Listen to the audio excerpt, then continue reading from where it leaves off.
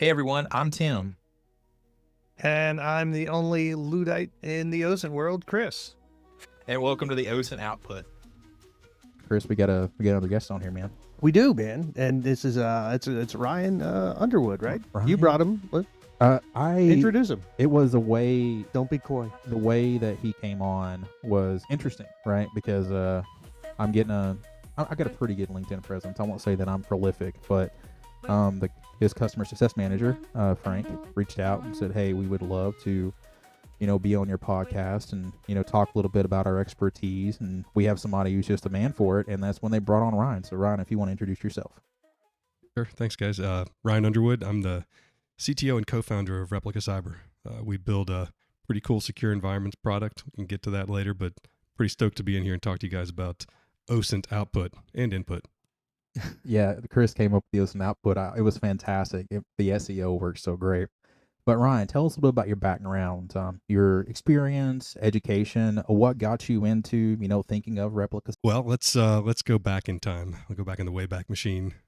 Back in sometime around 1991, my mom put in for a grant at my dad's company to win a computer, like a free computer back in 1991. And somehow we ended up with a brand new 386 computer. Like none of my friends had computers. It was awesome. No. 100 meg hard drive. I was the star of the neighborhood for all other one kid that was interested in a computer at the time. My friends with 100 Nintendo games were doing a lot better than me. So I started DOS 5, playing around, just having a good time. I got a modem another year later, 2400 baud. I don't know if you guys remember 2400 baud, but you could almost type as fast as that. And spent all night in late middle school and early high school on bulletin boards and downloading viruses that were very weak at the time. I had a virus collection on floppy disks. I still have it somewhere in the house. I ended up going to school, getting a comp sci degree, and then in 2002, the job market was pretty bad. So instead of going into the crappy job market, I just went back and got a master's in comp sci. And when I came out in 2004, the job market for programmers was pretty good. So I moved to Northern Virginia, started working with defense contractors, and lucked into some pretty cool telecommunications software development. So the late 90s, there was some changes to the way the internet kind of worked and sort of the digitization of things from analog to digital. And so the laws hadn't really kept up. So the late 90s, CALIA was introduced, and they started getting better support for lawful intercept, wiretaps type stuff. And we were building software to enable that, as well as our global friendlies and us when we were operating globally. So that was my first exposure to, like, oh my gosh, people can actually see what's on the wires. You're not really thinking about that much up until that point. Then I got a job with another contractor, got to do some counterintelligence work in the digital space, trying to help the good guys go after the bad guys before the bad guys hurt the good guys, that type of thing. And I was the technology enablement person for that. So I was still writing software, but I was mostly helping us interact in cyberspace and make sure that our people were able to project a realistic type presence. I know you're kind of like a document policy junkie. There's EO 12333 and DoD 5240. Those types of things were what we were under. So a little later, I sort of lucked into, here I am 15, 20 years in my career, and I kind of luck into a SIGINT gig where I was the tech director for a large SIGINT project for a few years. So I got to play with all the amazing SIGINT tools. So over the course of the 20 or 25 years that I was doing this, I had sort of the old classic kid writing stuff at home. I had the access to keys to the kingdom, NSA style stuff, so to speak. And I had the managed attribution and OSINT style stuff before OSINT was really a thing. So I think I had a lot of visibility and a whole lot of stuff just sort of naturally throughout my career. One question I do have for just a follow up to that. It seems like you've worked with a lot of different customers, over, a 30-year career. What would you say is one of the biggest changes you've noticed going from 1990 to 2000s, 2010s? How has the shift in the way that we conduct online investigations changed over those years? Yeah, I think early on it was just, if you ever see the old movies like Hackers and stuff, it was just a few people that kind of really understood the technology and what was actually being done. As surprisingly enough, as the technology got more complicated, more and more people started trying to understand it and participate in it. And so we went from this wild west from the 90s where, there was no HTTPS. I mean, this, like, people didn't do anything encrypted. Everything was wide open. And even on the phone lines, if you could listen to the beeps and clicks on the phone lines, you could tell what people were typing.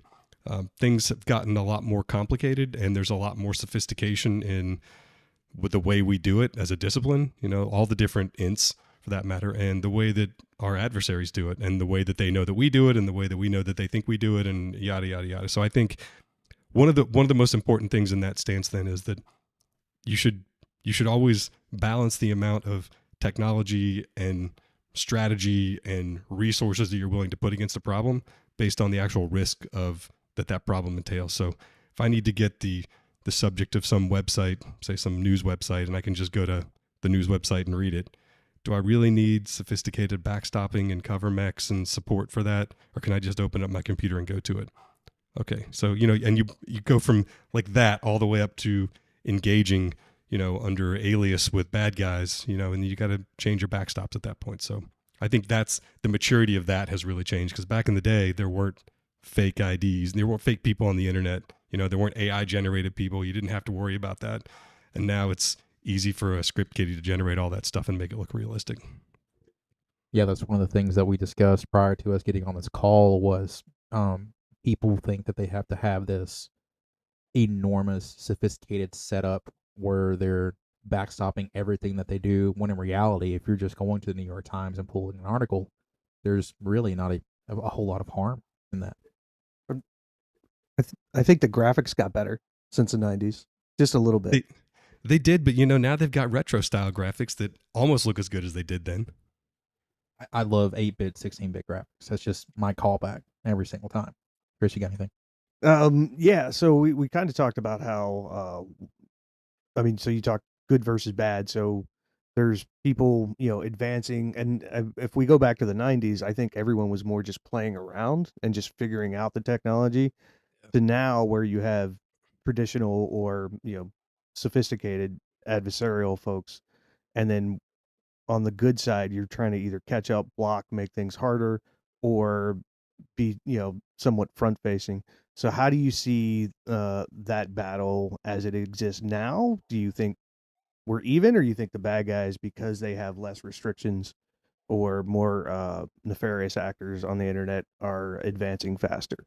And I think for this one, when we think about adversary, we're thinking about mostly nation state, APTs, even some people who do like RAS, like ransomware as a service, something more sophisticated rather than just, a basic script kiddie going in and getting lucky when they run like a DMAP.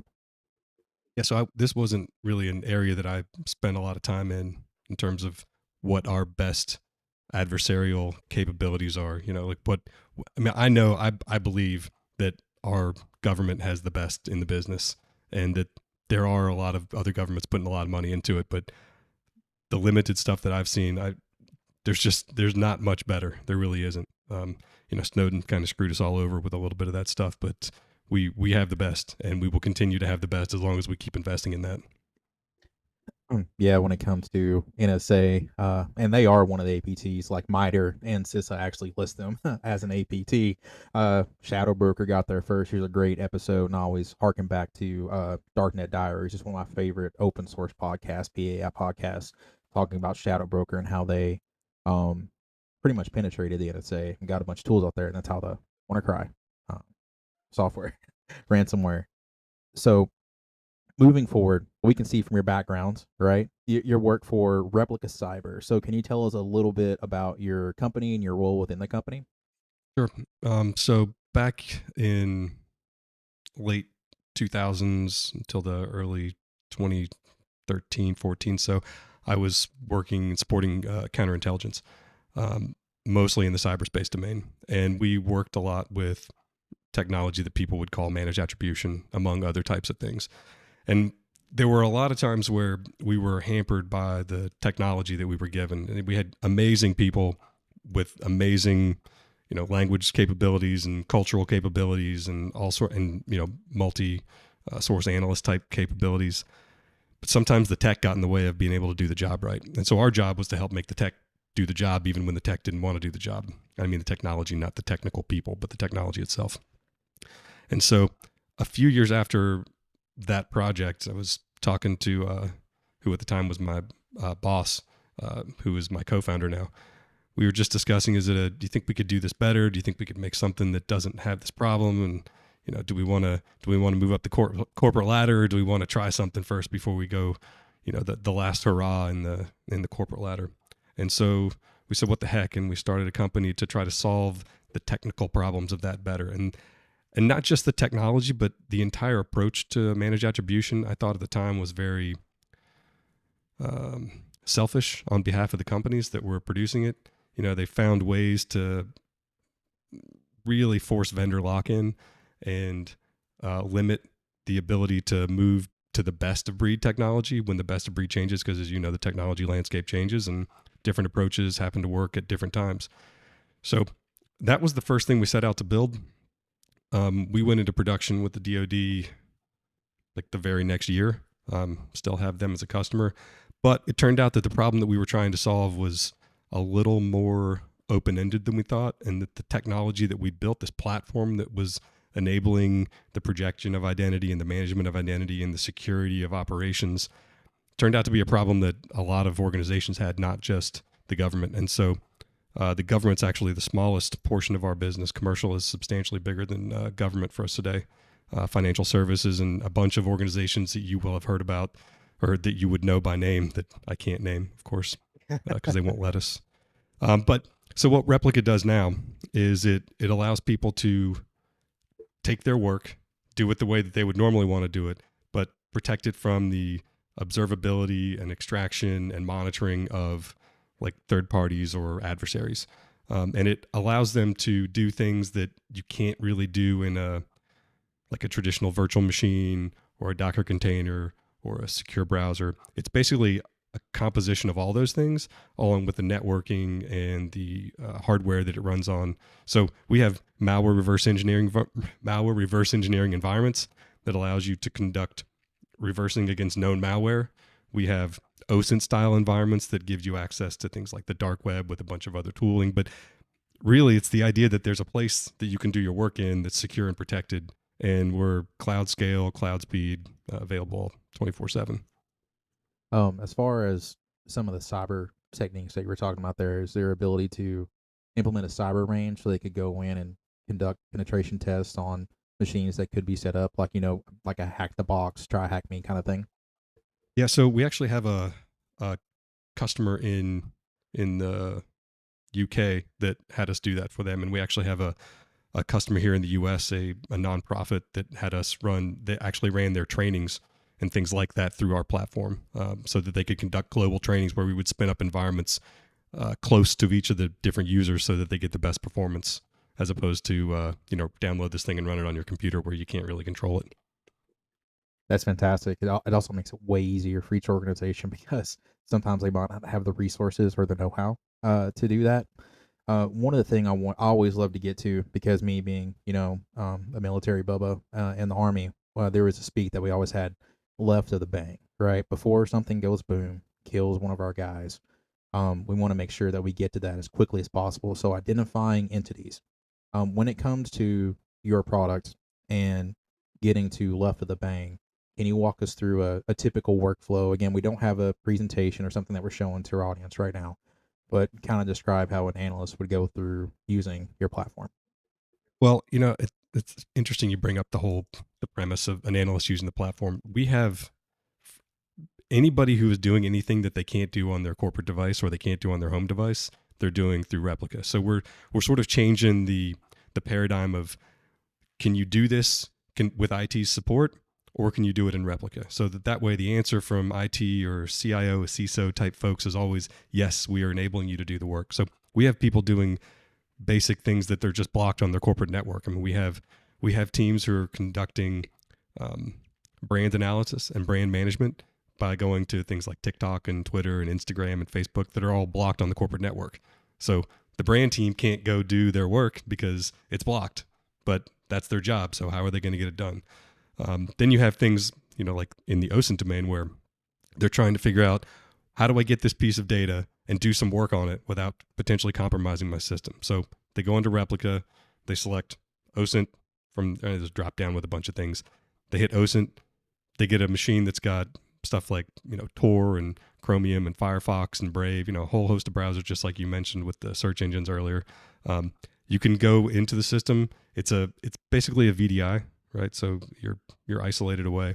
Inside the system, we've got file transfer management. We've got copy paste management. So you can do things like controlling who can do what.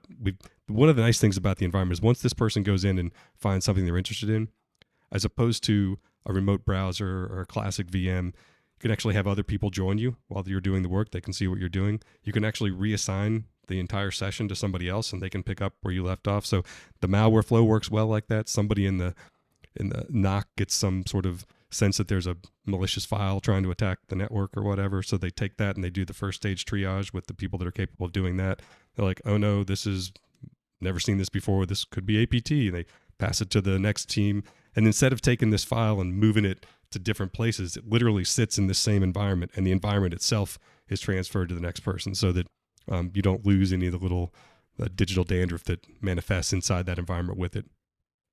And I love that when you talked about the branding portion of that team who has to, where it's naturally blocked on the network. So you could probably spin up like like NWR when I say that, like an instance where people can do some personal things that they normally wouldn't be able to do on a corporate network. So like if they needed access to just Facebook personally, they could probably use that on there, because that would be something that a company would initiate for its employees, so they wouldn't compromise your network, and your cloud solution is assuming all the risk. Exactly. And similar to that, in that vein, actually, if you're going to allow people to have some personal time to check their personal Gmail or do whatever it is that you don't want them doing on their corporate network, because we know who the person is, or we have some sort of like SSO, we know if this person's been logged in before. And now I can give you, say, a machine that lets you do Facebook for 30 minutes a day, but after that, no more Facebook. So sort of just like what I do with my kids on their phones. After you spend an hour and a half, you're done. Sorry, but it'll reset the next day. Each of these environments can have things like a time to live as well. So I might share a file with an environment with some content in it and say, hey, Tim, it'd be pretty cool if you looked at these things. Just tell me what you think.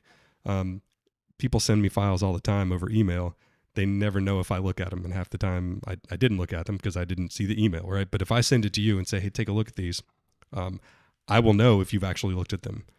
And once you've looked at them, I can come back and, hey, did you enjoy your 13 minutes checking out those files? Can I get you to give me some feedback on them? And after that, I can say, you know what?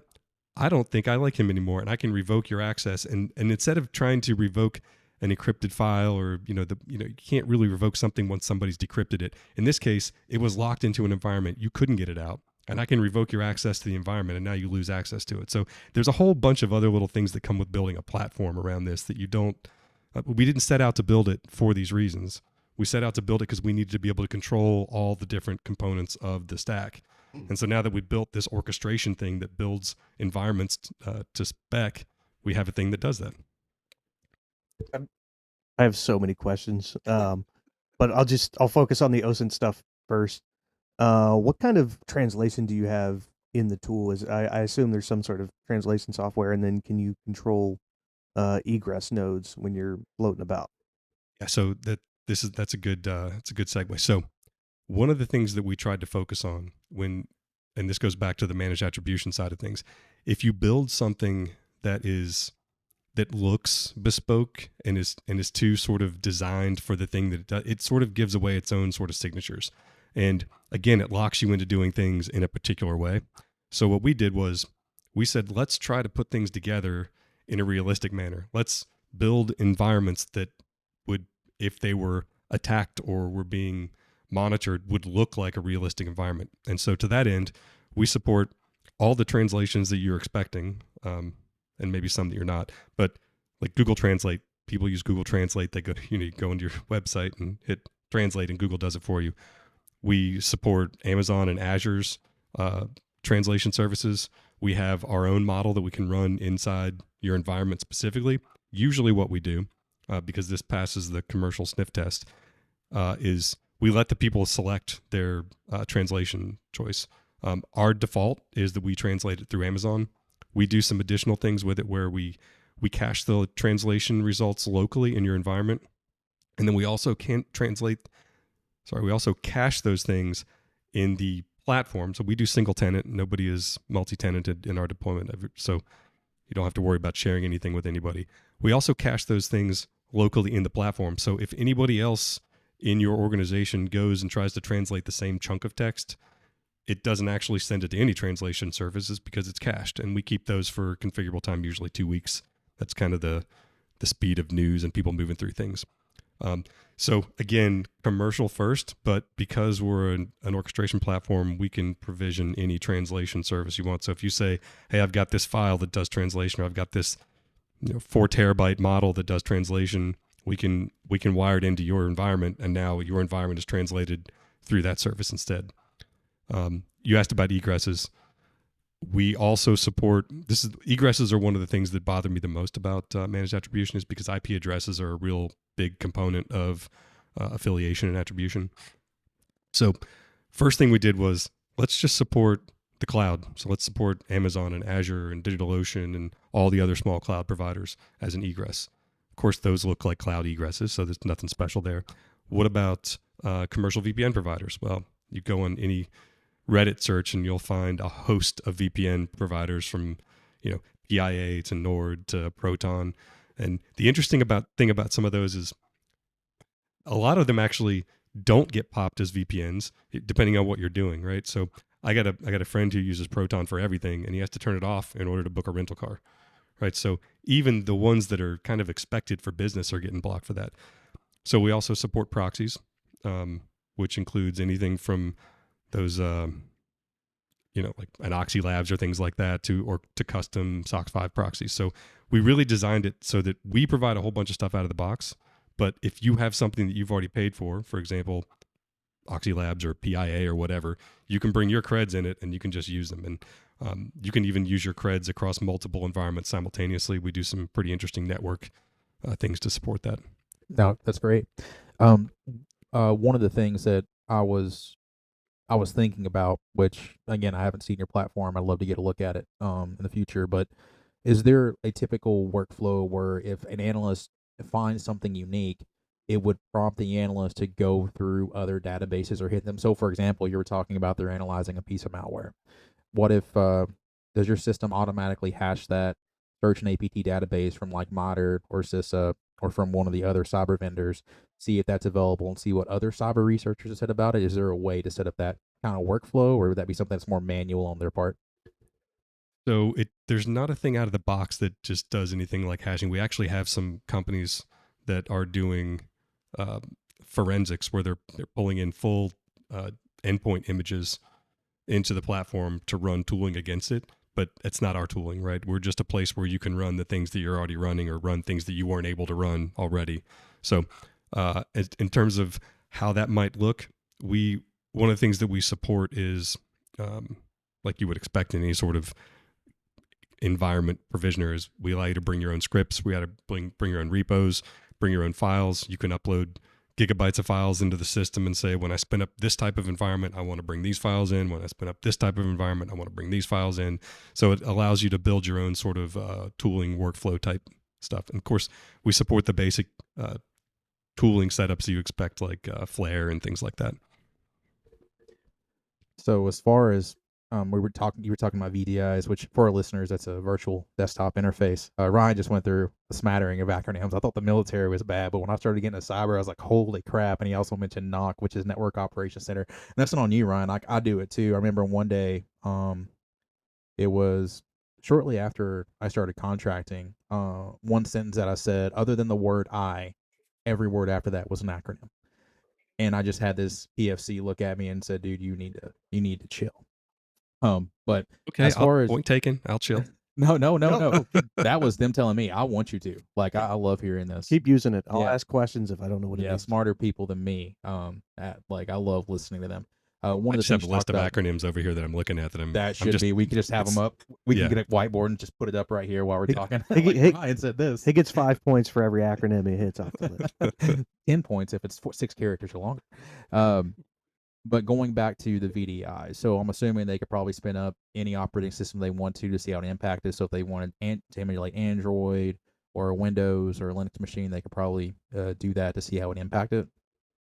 Yeah, so so we do support the emulation, of course, for those, but we also provide the physical devices too. One of the differences, again, we like to be as real as possible. So we've got phones racked that are on SIMs, that are on Wi-Fi networks, that are routed how you want them, so that you can get your own. And then we VDI those into the platform so that you can actually use native apps on your phone. So some pretty cool stuff that we do there. Going back to one of the 3 things I always talk about whenever I'm instructing OSINT, I haven't heavily got into it on our podcast, is there's 3 large things that you need in order to conduct an effective query and also be an effective OSINT collector. You need sources, right? The ways to find something. You need keywords, which is huge, and you need alerting, right? And that's one thing I always ask a lot of vendors, a lot of people who create these premium tools is analysts always love if there's alerting available on the platform. So let's say, like you were talking about being in a NOC or in a SOC, and something happens within their systems and they don't have an alert set up for it yet. Could something like that happen in your platform where their people in their supply chain or their competitors or their partners start getting impacted by this malware, this ransomware? Could it possibly alert them to be on the lookout for any of these CVEs or indicators of compromise? So that's a yes and no. So it's a very interesting tease there. I've been having this conversation with some folks internally. So every Thursday morning we do a pretty intense security review of what's going on in the platform, right? So we still use a lot of cloud resources plus bare metal infrastructure, and it's incumbent upon us to make sure that people are using it safely and that it's not things that haven't gotten out of hand. And when we first started doing these reviews, when we first started allowing malware, like known malware, not sort of accidental malware, when we first started allowing people to be a little more engaging in Tor and other places on the internet, it sets off all sorts of trip alarms within our security monitoring software, right? Amazon stuff goes off, Azure stuff goes off, everyone's stuff goes off, says, hey, this is potentially malicious. So we've built a bunch of custom rules around that to help mitigate some of that. But it is amazing to watch every Thursday. Oh, look at what these people were doing, or does this series of events look like a compromise, or are these people doing some sort of investigation? And this is the type of stuff you can imagine if you're the CISO of some corporation, that if you saw any of this stuff going off, you'd be like, oh my God, my company's being hacked, my employees are, insider threats, like what's going on? But for us, it's kind of proof that the customers are getting value out of our product, because they are doing the bad things that they weren't allowed to do on their network. They are exploiting malware. They are communicating with known C2 servers. They are deep in the dark webs, downloading stuff, installing crypto wallets to check out things. I mean, it's all the stuff that you would be scared to death of on your own network is what we like to see on our platform. So, Chris, you asked this question before, and we kind of mentioned it. Zero trust has become a huge topic within the cyber community, right? With the way that we transition with as Security Plus 701, it has a huge section on that now, rather than just, the traditional CIA triad. We're going into complete zero trust. Could you talk a little bit about how your platform implements zero trust from the ground up, with, of course, what you can talk about?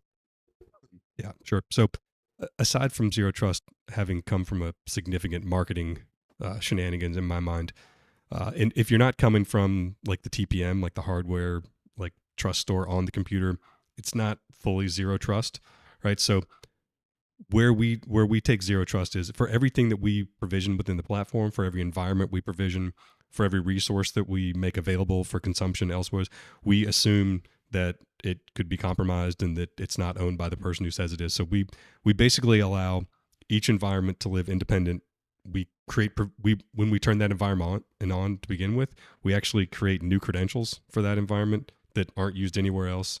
When an egress gets routed through an environment, we create a separate VLAN that's never been used before that does the routing for that. So everything is dynamic, and when things are turned off, everything gets deleted and removed. So it allows us to create sort of a very dynamic, scalable platform, but without saying this thing goes with that thing and this thing goes with that. It's on the fly. This thing is going to go with the thing that we've decided. That's where it goes. And then when that channel's done, the whole thing gets destroyed. So it's more of a you can't trust anything. So make it as short-lived as possible. Make it dynamic so that no one can guess what it is, and make it actually functional for the user. So it's sort of a combination of things. Going back to where you were talking about how you could see each individual doing something, and I assume there would be something like what were you saying before about? Trails. So one of the least sexy things that OSINT analysts talk about is taking notes, because we have to take copious notes, and there's various softwares. I use pen and paper. What ways are there to track inside the platform either what you're doing or what your OSINT analysts are doing? Like, I have a team of researchers. Is it possible for me to be able to see everything that they have going on as well? Something like Hunchly. Yeah, so certainly you could run Hunchly. I mean, within Replica, it's not that's one of the nice things is, like, if you got to get ways you're doing things, you don't actually have to change the ways you're doing them. You can just do them within Replica and sort of gain the egress management and all the other features that Replica comes with. So I want to be a little clear about this. I can't see what user is doing what. All I can see is that some environment has triggered an alert that it's talking to Tor, or it's part of communicating with a node in Iran. We've actually seen that lately. Some of the things talking with Iranian IP addresses and things like that. It's not that I can see that, there goes Tim talking to Iran again. It's not like that at all. It's I've said that about Tim 3 times this week. Well, there was 4 right now.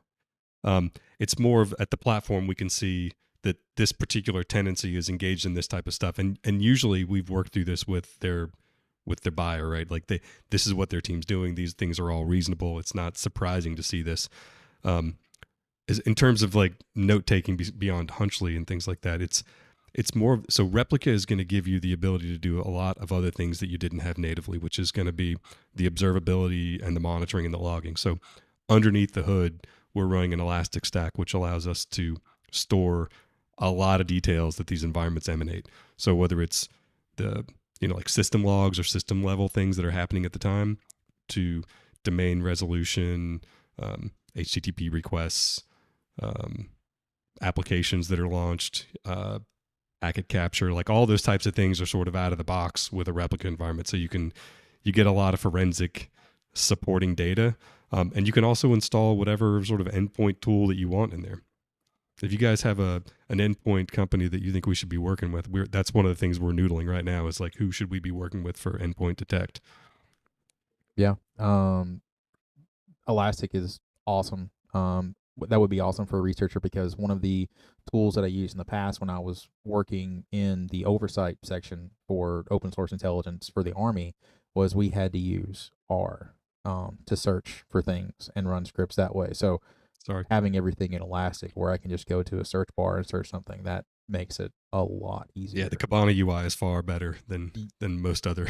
Exactly. I mean, I would rather have a shiny app if I could make one. But having Elastic with that already in there, that's fantastic. And plus, I went to a recent conference where they were Kibana is now open source again. People can actually view it and use it for free. But they were showing us some of the new AI features, which is my next question for you. Have you guys implemented any agentic AI into your platform yet to assist analysts with their work? Yeah. Okay. Here's the AI question, right? I am an AI skeptic, by the way. So whatever you say, I'm probably going to agree with, because me and you go back to the same web days. Well, my graduate degree, my CS degree is in AI. The old school AI, not the stuff that we're doing now. So I'm probably even more skeptic just because of it was so ingrained in me. So our platform was built with AI in mind, and not the current AI, because we didn't know about that at the time. But we have something like 24 patents in the AI domain about how you manage the data and protect the identity of users at scale as they work in this domain. So there's, I'll send you some links because they're some pretty cool patents. I mean, it's stuff that you might actually have expected. So we actually incorporated as a B corporation. We're a certified B Corp, which means we're not just for profit, although we are, but we're trying to do some good in the world at the same time. And so we felt like by getting the patents and at least having them protected, but showing people how it's done, that our approach to managed attribution was a little bit like public-private cryptography, right? Everyone knows how it works, but that doesn't mean that you can beat it, right? And so that's kind of how we took the approach with our platform. Like you could go back and look at something like Panopticlick, from the Electronic Frontier Foundation that does like browser fingerprinting, and you could look at all sorts of other ways that people were identified or their data was leaked, from things like the fonts that were installed in your browser to the websites that you went to, or if the URLs themselves had usernames in them and things like that. So we actually have a pretty cool graphic that you might find interesting in our first patent that covers some of these types of identity attributes that are exposed and how we mitigate them. What was the question? Oh, AI. Sorry. Here we go. Yeah, agentic AI. I'm I back. talked I'm about that back. specifically, but if you want to go down the rabbit hole of, because AI it's an overarching field, and that's something I have to explain to everyone, because as it's been implemented more and more into OSINT workflows, everybody kind of just as default now thinks ChatGPT, when in reality AI has been in use since. And it's funny, I was talking to our most recent podcast guest. I told her like AI has been around since the 60s, first use of it, heavy first use of it when everybody started using with IBM computers and Selectric. So, agentic AI in your platform, if it's there, but AI in general would be useful to know about. Yeah. So one of the nice things about being a cloud native application is that we can enable so we just started recently as a relatively skeptic AI person as well. In the past 6 months, I have to tell you that the LLMs have come a long way for dev support. They still need work, but we just recently started enabling our devs to utilize AI. Like we want to know what we're building. We want to be able to touch it and understand it. And if you can generate more code than I can read, then how can I tell you if your code's good? And so we're still managing it, but this is a recent adjustment for us. And so, but enabling that stuff in like Bedrock, for example, to just in Amazon Bedrock to enable some of these agentic engagements, it's pretty impressive. And so out of the box, we can enable that for our users in whichever cloud that they're in. There's obviously cost recovery mechanisms for that. We can't just give you unlimited access to those resources, but that's the nice thing is we're already doing it for ourselves, and we use Replica to support the Replica development anyway. So it's pretty easy for us to enable that for our customers. There's no do OSINT button, which we've joked about, because a lot of people are like, oh, you have an OSINT tool? Like, yeah, it helps you with OSINT. Oh, you have a malware tool? Yeah, it helps you with malware analysis, but there's no do malware or do OSINT. Oh, eat my microphone. Like there's nothing like that. I mean, and you guys know as professionals. Which honestly, one of the conversations that we had before was, thinking about everything agnostically, and I love platforms that present that to me. Of course, I need a button every single day that I can press and give me an output that will generate something that I can see and know what it is. But an agnostic platform is something that personally I always try to look for when I start, because I love building everything from the ground up, not from the kernel, mind you, but at least importing an ISO and start building my environment. That's what I want. I just want to use it to play Minesweeper. Yeah, You but put the fair Minesweeper in, your revenue not the goes one up that tenfold. you don't want the one that like where you get down to the I have to guess. Like it should be where I should be able to mathematically say that there's no way for me to fail this if I do it correctly. But then you get to the bottom and you're like, now I have to guess, and you guess wrong and you wasted the whole. That's terrible. It's random hope, man. You just got to click and hope, and then do some math at the end. I do the largest grid with only 10 mines, and then I succeed every time. So I got you guys beat. Like you click and half the screen disappears. Yeah, there that's you go, cheating. brother. That's what we're talking about. All right. So what are some of the challenges you see coming in the future for OSINT and cyber and all of technology in general? Like, what are we getting to? How are we going to get through some of this stuff?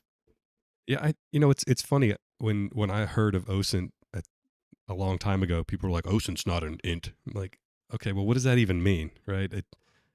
Is MASINT an int because they say it's an int? I mean, why is OSINT not an int just because? Okay, so because it's not fully adopted by some agency. I mean, I guess DIA would be the OSINT agency if there were going to be one, but I think it's that whole. Don't let a CIA hear you say that. Well, I can't say those 3 letters on this, can I? I think that it should be professionalized a little bit better, and I think it should be respected the same way that the other ints are respected.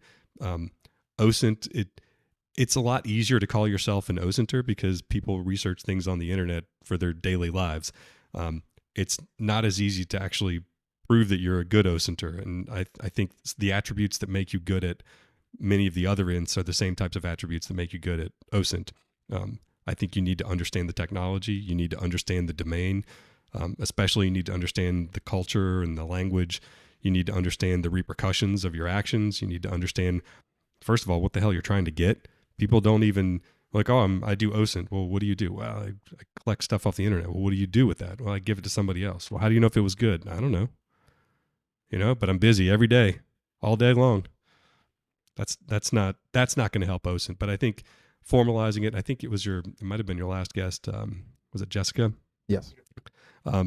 Said that there's as they improve all the policies and they improve the curriculums and you finally get to maybe a certification that says this is OSINT. There's not really a SIGINT certification either, for the record. I mean, there's things that you have to know and do well to be a good SIGINTer, but it's just you need to be a good analytical minded person. You got to be intellectually curious. You got to want to do it. Critical thinking can be taught, but it cannot be practiced well. I will say that. Going into OSINT as a field in general, and I have a quick story about this. When I first joined the military, I was in the National Guard, and of course, it's 1 week in a month, 2 weeks a year. Every day I came home, I went by a gas station, right? And so I was in my uniform. I was coming from work, so I was wearing my uniform. And this dude said, "Hey, I see you, a couple of times a month. Like, what do you do?" And I told him I was an all-source military intelligence analyst. He said, "What is that?" And I defined it for him. And he just stared at me, right? This is in the South, brother. This is in East Tennessee. And he says, "Will you hang on a second?" And I was like, "Sure." So he goes back and says, "Hey, Chuck, get out here." Chuck walks out and he says, "Tell him what you just told me." And so I tell him again. And he looks at me and is like, "Man, I haven't heard a bigger lie than that in a long time." And I was like, "It's just from the Army.mil website." So going back to what you said about I do OSINT, there's this broadening thing that I've been thinking about because I'm going to start my graduate degree soon, and hopefully get my doctorate about the broad category of OSINT, the qualities that are needed, and how best to define open source intelligence, how it deviates and is different from the other disciplines because it's not well defined, even though the Foreign Broadcasting Corporation first got started February 23rd, 19 whatever, for World War II. That's something that's been popping up a lot recently because cyber dudes, they say they do OSINT when in reality they're just using databases. But going back to your point of OSINT versus cyber and the challenges that we're facing, I do have a question based on that. One of the shows that I watch is called Silicon Valley. And I assume that you've probably watched it. I mean, every tech bubba has probably watched it. The very first episode, my favorite character on there, Guilfoyle, says the internet sends and receives 0.5 petabyte every day. Do you know how all that works? Those ones and zeros. When he's justifying his job. Yeah, exactly. What do I do, right? So when it comes to all that information being transferred, how can analysts best go through that, sift through the noise in your platform? Gosh, wouldn't it be great if I could answer that with click the button that does that? It's really the same way they would do it in any other platform. All right, it's going to take a knowing what you're going after. It's going to take the technology to enable you to get to the place where you can do the work. But then it's going to take your brain again to engage with the content that you've been presented to find the stuff that you're looking for. There's unfortunately no magic bullet, and there's not a magic bullet in SIGINT or MASINT or IMINT. I know we have an IMINT fan. Yes. Just want to give you the nod. There's no magic bullet for any of it. It just requires people to care and unfortunately, not enough people care about doing their job well. A lot of people want to do a job, but not everybody cares enough to try to continue to develop professionally. Not everybody wants to get a doctorate in it. I think Replica was designed as a general purpose tool, not a special purpose tool. So it allows someone who wants to do a good job at OSINT to effectively conduct OSINT. It allows somebody who wants to do malware analysis to effectively do malware analysis, but it also allows people to play Minesweeper and check their Facebook page. Yes. I know. Who am I selling here? No, that's good. That's good. Customizable tools is what I love. Going back to the mindset of an analyst versus a collector, because we talked about that a little bit before. Some of the qualities that separate a cyber practitioner from a Googler, from a librarian to an academic, like they're all varied and mixed. From your perspective, again, being in various communities over the past 30 years, what are some of the best qualities that you see that make somebody a really good practitioner of open source intelligence or online investigations? Yeah, I think there's been there's a very clear separation in my head between collection and analysis, but good collection obviously involves analysis, right? Like you're after something. If you have a collection manager, if you're working in a place where there's collection goals, then not everything can be collected by everybody. Some people have domain knowledge, some people have placement and access, some people have particular authorities that allows them to use certain tools, whether it be something like Replica or other tools. I think a good collection shop knows what they're able to do and will tell people no. Not everyone will say when they won't raise their hand when they need help. A good analyst needs to understand how it was collected.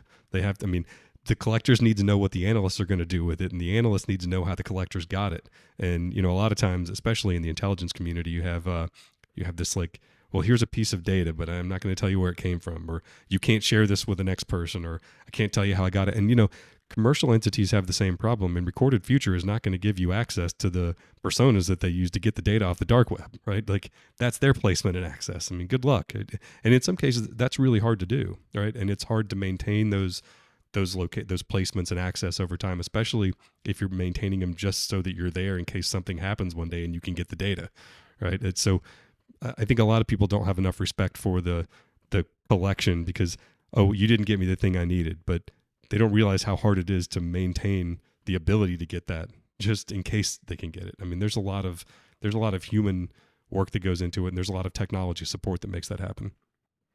One of the things I always say whenever I'm teaching a class is the absence of something is always as important as the presence of something.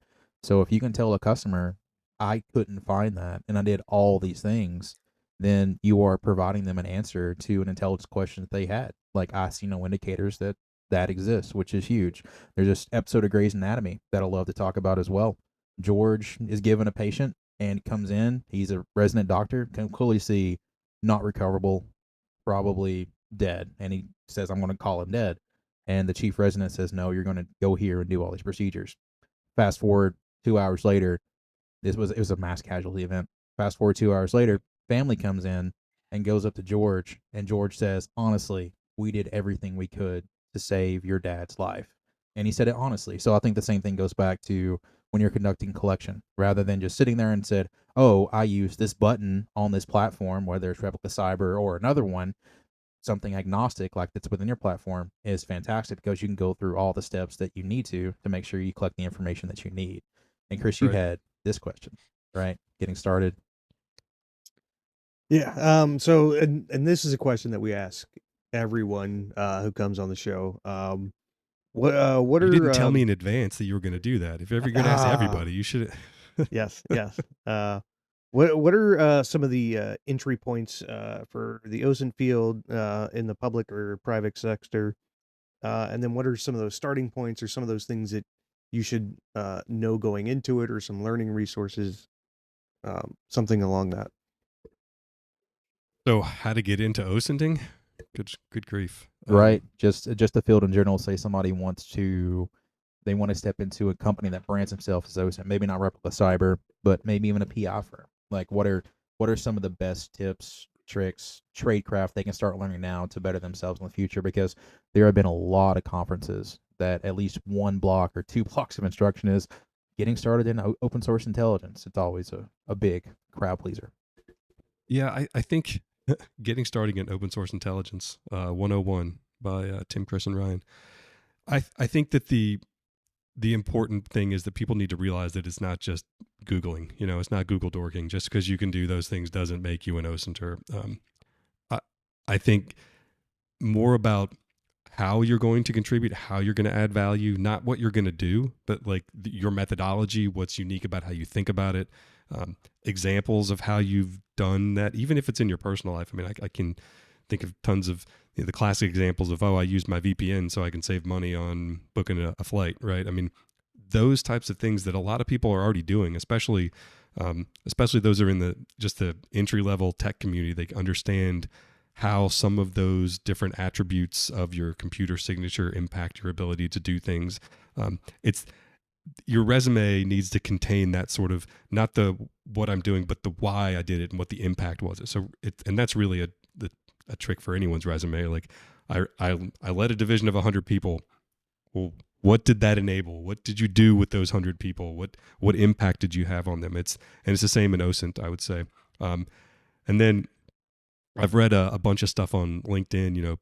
There was I wish I had saved this because I was pretty impressed with it at the time. Somebody who had been trying to break into OSINT and was not having any luck and was complaining that the whole thing was just a bunch of malarkey, and that it was just not quite saying that the whole thing is a sham and that OSINT doesn't exist and there are no jobs in OSINT. There's people talking about jobs in OSINT.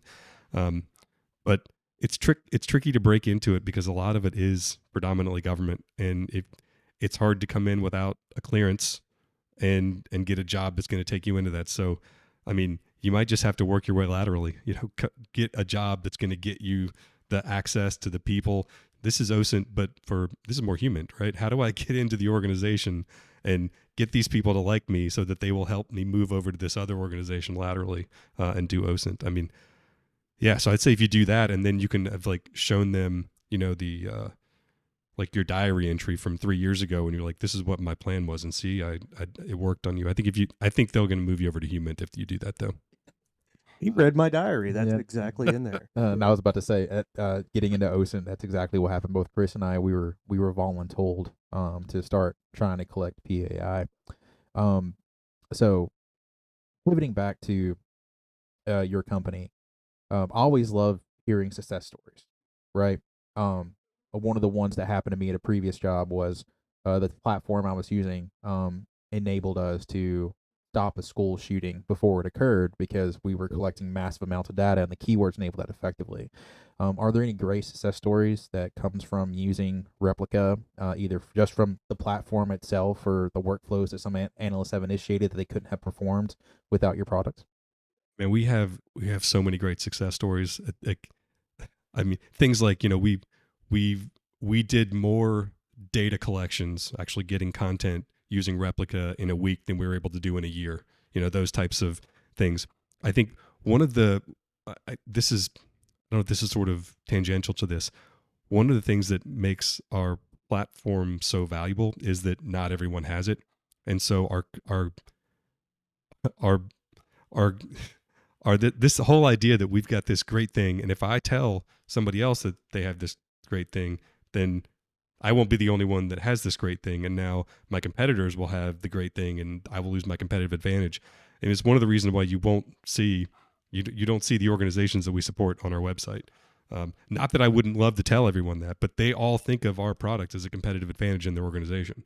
They are doing more engagement. They are doing more collection. They are getting more things done. They're using it as a capability enterprise-wide, not just in the OSINT domain, but in the I want to work on some agentic stuff and I can't install these things on my computer. I want to download all the tools that are listed on the Flare repo, or I want to download all the different tools listed in the OSINT framework, but you can't do that on your local computer. So guess where you can do it? Replica. So it gives you a place to do all the things that the R&D, the trial and error, the sort of the rubber room where you're not going to hurt yourself if you do something wrong. So I think most of the most of our interview now has been focused kind of low level, like those high touches where you're interfacing directly with an analyst. What if you were talking to like a CISO, like you said before? What is one thing that would set you apart from all the other either cyber platforms, open source platforms, and to your credit, right? You said Human and Massent as well. Like, what would separate you from those competitors in the same fields? Yeah, I mean, I think it goes back to the core of our founding. Like we saw this problem with managed attribution, and we decided to build a platform, not a product, that would allow us to build environments to solve these very specific problems. And so by the time we were done, we had this platform orchestration capability to build environments for a variety of use cases. So we think of instead of building a Windows 10 machine with 16 gigs of RAM and a big hard drive and a VPN installed, we think of it as you need an environment to do your OSINT research in this domain. Well, what type of environment actually provides you the capabilities and the technology and the infrastructure and the resources to conduct that? And what type of observability and monitoring and logging and audit are required to support that? And so because we have an orchestration capability, we just sort of generate all that thing on the fly and give you the thing to do the work, which from a CISO's perspective, they can take a bunch of their governance and controls and say, this type of work is on the internet. This type of work can't be done on our corporate infrastructure. Put it in Replica, whether it's the brand management or the malware explosion or the NOC support or OSINT. Playing the devil's advocate here, why can't I just go to an Amazon EC2 instance and perform this work? Like, what separates you from a traditional VDI platform? Yeah, and it's good that you brought up the VDI thing again too. So you can absolutely spin up a VM in Amazon. I mean, there's nothing that prevents you from doing that. You can download a VPN server or VPN client, so you connect to a VPN. You can install browsers. You can install the Windows Play Store so that you can install apps and things like that.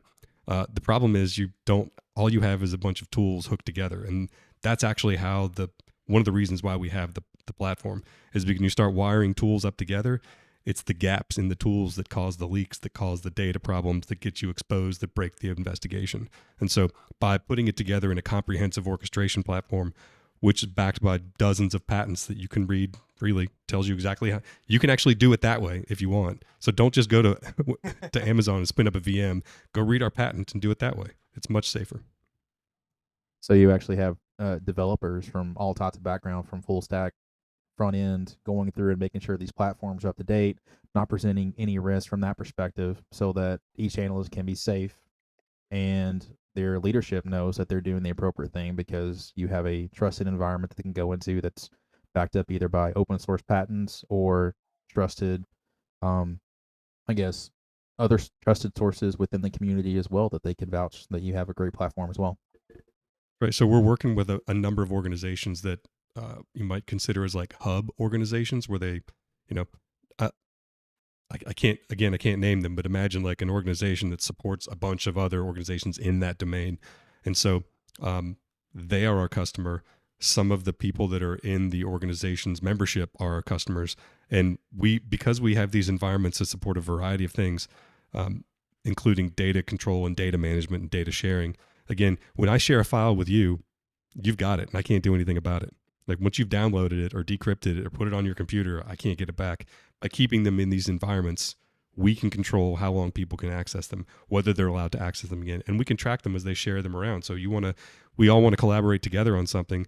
I can put some data in what we call enclaves, and then all 10 people in our organization or our group can create environments with that content in there and interact with it however, whether that environment has an egress or not. So we can make it like an isolated sandbox so that you can't infill or exfil any data, or we can give you a single route out to a proxy or an IP address, and gives us the full visibility of what's happening. I say visibility, not like I'm watching what you're doing, but it gives our platform the ability to say, this is what is allowed with this data, and we can guarantee that that's what happens. So working with the Nexus organizations really gives us the credibility, because it's not just the largest banks in the world, it's the organizations that the largest banks are members of, and those members are now bringing us across their enterprises and across their other member organizations. So it's been a pretty wild ride the past few years. Yeah. I'm going to change topics a little bit. So Tim, our guest here, went to East Carolina, right? East Carolina Here we University, go. Go and Pirates. I love these questions when he gets into them. so I do want to highlight that he was there at the same time that David Garrard was, who was drafted into the NFL. But there is a controversy around the mascot and the mascot's actual name, because it's the Pirate, but there's also PD, right? Because that was named by Yeah, kids. the letters or the name, right? Yeah. Is that do you subscribe to the Pirate, or are you a PD fan? I'm a PD fan. And then the other thing I learned about East Carolina was they're big on ghost stories. They have ghost tours through campus and stuff. This sounds like That's probably all the wreckage that we left from when we were there that are now just ghosts. There's ghost stories about Ryan there, right? walk around and just like hold a picture up of Ron and I'm like, I've saw that dude in my dreams. Like he was walking down the hallway in my dorm one day. Yeah. The library is haunted. It was a really wild read. Have you ever seen the ghost at the library? I never experienced that. I have heard that before, but I've never experienced that. So at the end, we always try to give an opportunity for all of our guests to shine at the end. So if you have any prolific thoughts that you'd like to throw at our audience, and again, this isn't a selling point. It's just, you have the role of chief technology officer, right? So for somebody who's early aspiring in their career, say they're just going through their undergrad, they're looking at their career, what do you think has led you to be at this point in your life, right? Where has your success come from? Internal motivation, you just got lucky, which, luck is where motivation and success kind of meet together. But what do you think got you to this point in your life? Man, so much luck. I can't express how much luck. I mean, luck's probably half of it, but I think you're right. It's I think if you do something you love, if you have a job that you enjoy, and when I was supporting the government, I mean, I enjoyed my job. I mean, it was really, really cool. Like we were doing stuff that other people weren't doing, and we had access to things that other people didn't have access to, and that's kind of motivating, right? You're like, wow, I'm doing something innovative. And if you're a tech guy, that's it's hard, because once you learn a technology, it's like, okay, well, I now know that one. What's next? And so by being at that sort of forefront of the intelligence community, engaging in things, and sort of the confluence of, I get to build software, but I get to run software teams, and I get to decide what we're going to build, and I don't have to build it all. Like that was sort of the inflection point. Like when I realized I didn't have to be the one building it all. And I think that's where I see my role as CTO and co-founder of Replica, is that I get to sit down with a really, really smart team twice a week and just throw spaghetti at the wall with them. And then I'm a big believer that good ideas become great ideas in other people's head. So I say something that I think sounds smart. A few people tell me that's the dumbest thing they've ever heard.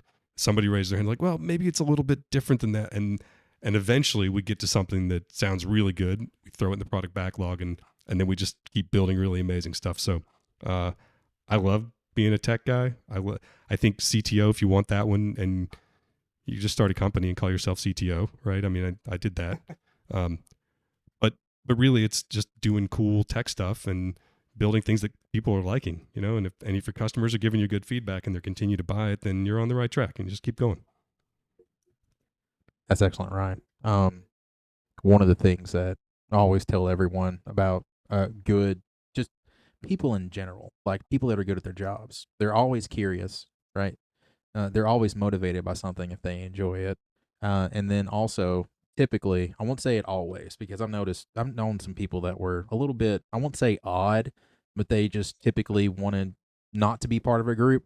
They're usually surrounded by other people who are successful as well, just because they naturally find out like, hey, this is a group that I want to be in. So as long as you're surrounding yourself with people who have positive attitudes about where they want to go in their life, I think anybody has a chance to succeed. That's why I picked Chris, right? He's going places, and that's why he got me out of a basement one day. So I think the difference of opinion is really important in a successful company, and even in a successful collection shop or OSINT shop. People have to have different ways of thinking. If everyone's thinking about it the same way, you're going to get stuck on the same problems. But if everyone's thinking about it differently, you're going to have ways to dig your way out of those holes or get around the corners that you're not tracking. And I think embracing that, sort of enjoying the idea that Tim or Chris is going to have a different approach than mine. And sometimes it's going to be, I'm going to think it's dumb and it's going to work and I'm going to feel dumb. And sometimes I think it's going to be, it's like, that's a brilliant idea. And then it doesn't work. And then I feel dumb. So I guess regardless, I'm going to feel dumb, but it's really nice to work with other people that have different ways of thinking. I think there's a book called The 7 Habits of Highly Successful People, something like that. One of the things that I notice about a lot of intelligent people is just a general level of humility. So it's fantastic that you mentioned that you love hearing other people's perspective, because I noticed that anybody who has just in general a wonderment and curiosity about the world has just overall a natural intelligence that comes to them and loves surrounding themselves with people and asking those questions. So %. thank you. Yeah, no, I just want to say thank you for coming on here and talking to us. Like, I love hearing all of that nitty gritty stuff. And I think it's just fantastic to hear what you guys have going on. And then for you, Tim, I'll add, in Chuck's defense, you explained to him what an Intel analyst was in an East Tennessee accent. There's no way to sound smart doing that, man. No one from there.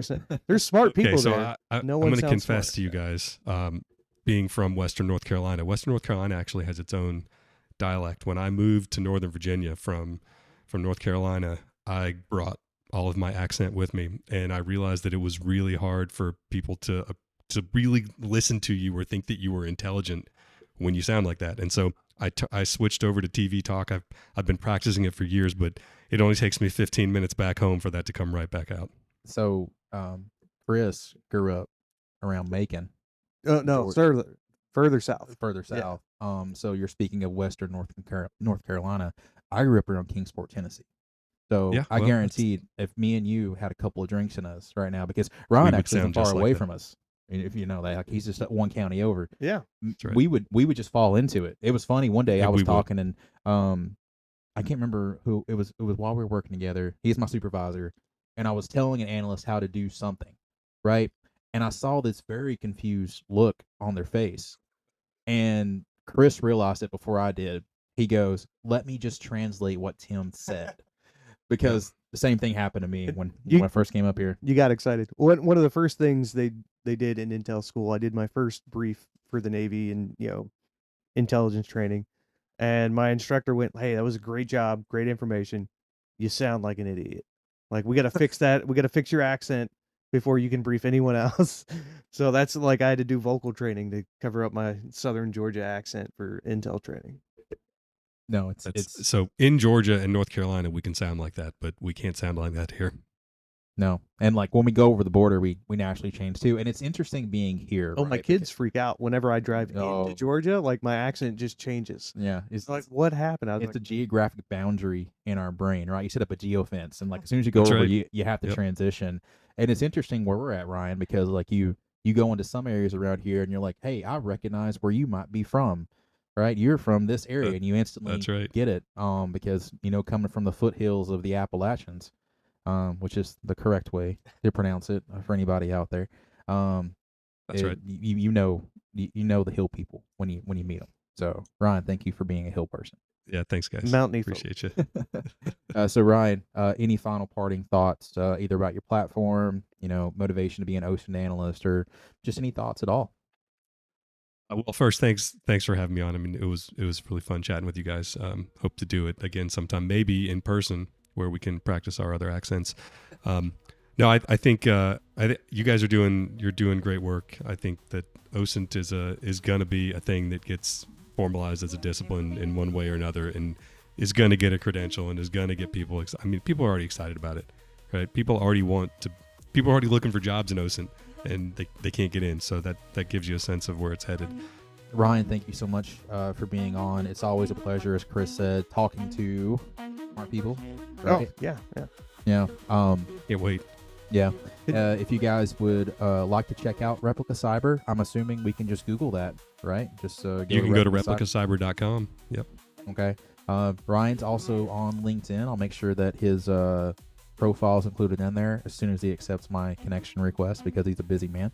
And if you guys like this content, please remember to like, subscribe, share if you enjoyed it. Of course, Ryan did. He's listened to a couple episodes now.